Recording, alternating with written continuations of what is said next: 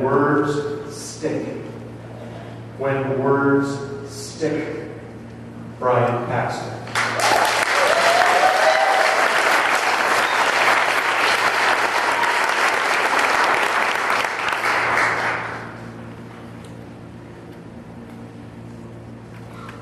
Daddy! Daddy! That's a sweet sound to my ear. Daddy! Daddy! Evan beat me! Fellow Toastmasters, honored guests, and of course our esteemed chair. Sometimes the words just sprout out my mouth like dandelion weeds from tiny dandelion seeds blowing in the wind in search of fertile soil. I recently planted a weed with my mouth. When my oldest son forgot his lunchbox on the way to school, I looked at him. Don't be so absent-minded.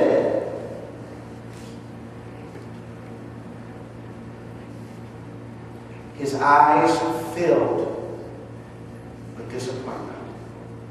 His head looked down. I'm sorry, son. It's okay, Dad. You are not absent-minded. It's okay. Don't you wish sometimes that you could eat your words, especially those kinds of words? You can eat a dandelion, but they taste very, very bitter. And so do certain words that we use. Think about it.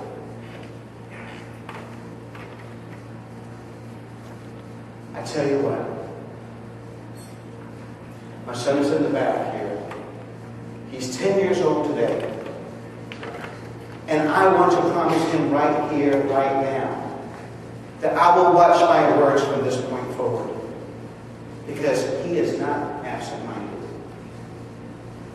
I wanted to know what sort of words were stuck in my son's heads.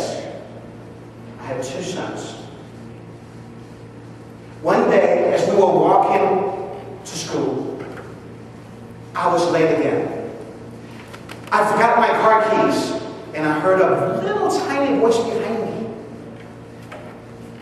Daddy, you're absent-minded. He had a giant smirk on his face. But he taught me a lesson to watch my words. Then I asked them to sit down and write down some words or phrases that they had heard and remembered from others. My oldest wrote, from Mom and Dad, watch both ways before you cross the street.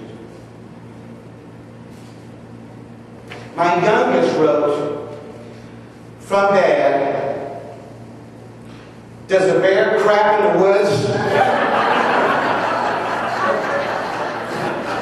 And he did not like the word crap. Watch your words. You never know when they'll stick. And you never know to whom they may stick. Some of my dad's words stuck with me. Let me take you back to high school, 1984, small suburb of Atlanta, Georgia. Cindy Lauper was #1 on the radio. If you're lost, you can look and you will find me. See, words stick. My dad had a favorite nickname he used to call me. Mr. Klutzman. Mr. Klutzman is no superhero. He's a stumbling, fumbling superhero. And it stuck. For years, I couldn't screw in a light bulb. You should see me trying to put together IKEA furniture. You see, see, I was living up to my nickname. What a shame. How many of you are trying to live up to a nickname? Words are sticky, nicknames particularly.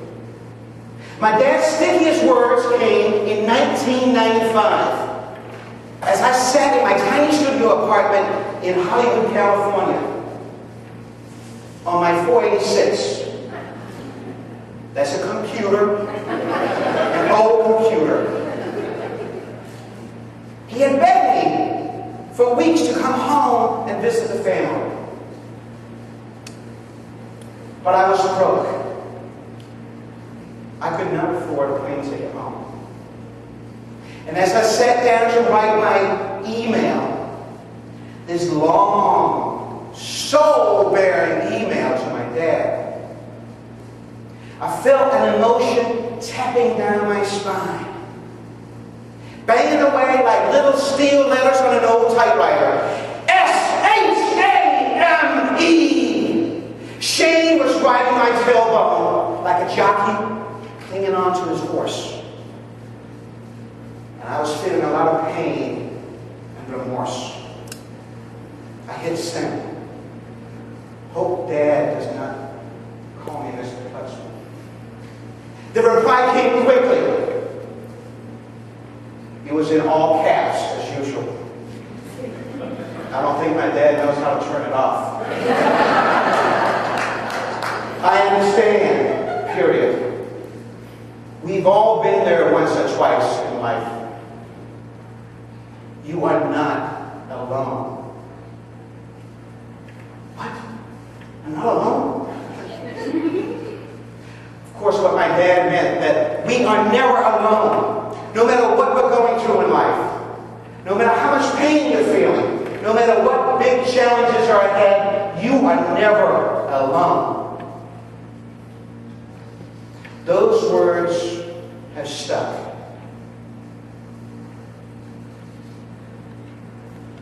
So now, I think about my words. Are they worth getting stuck to?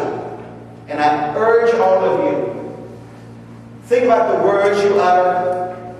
Do they uplift or are they ugly spot?